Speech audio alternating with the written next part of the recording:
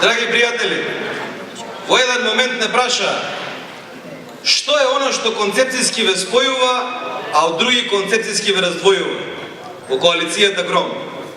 Во коалицијата Гром не спојуваат прво и основно јасната визија, јасната свест дека граѓанската опција не е трета, туку е вистинска опција и вистински избор потребен на Македонија. Она што натаму не спојува е макотрпниот пат на сите овие луѓе и илјадници други низ Македонија, кои бараат нешто ново, кои бараат еден поинаков пристап, различен од сите овие делби, од сите овие кавги, различен од биполарноста на политиката, од бинационалноста во државата, од поделбите по верска основа и така натаму и така натаму. И оваа коалиција е она која во себе сплотува и македонци, и албанци, и срби, и турци, и роми, и бошњаци, и власи, и сите етнички заедници, и сите припадности на различните верски заедници, но пред се спојува луѓе со исто чувство, со иста жар, со иста страст, да ја променат Република Македонија на подобро, да вистина да започне да функционира и систем, и институција, и право, и економија, на вистина да живееме онага како што заслужуваме. Ве прашувам искрено, дали живееме добро? Дали може да живееме подобро? Дали ќе живееме подобро?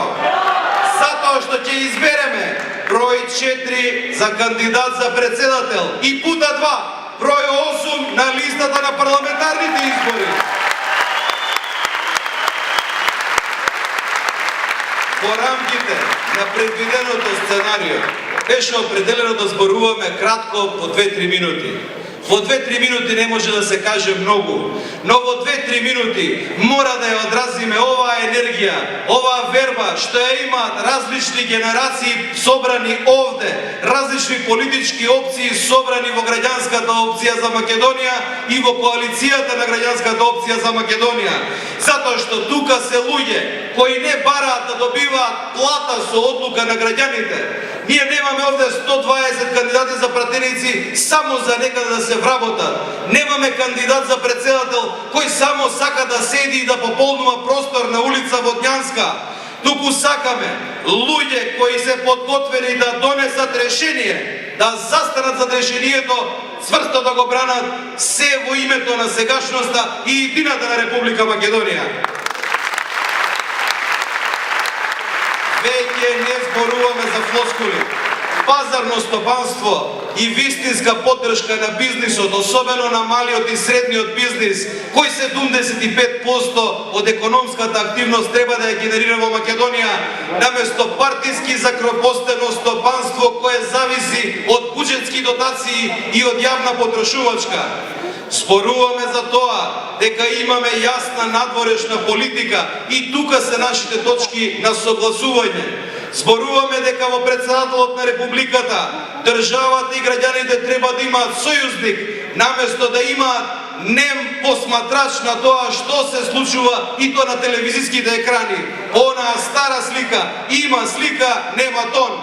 Господинот Зоран Поповски напротив, има и слика, ама кога ќе крне, има и тон.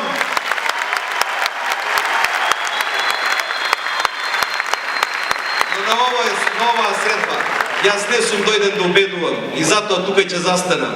Ви благодарам што ја имав среќата и можноста и честа да го кажам она што вие присутните овде и сите во Македонија сакаат гласно да го кажат, а ќе го покажат на 13 април и на 27 април. Ви благодарам.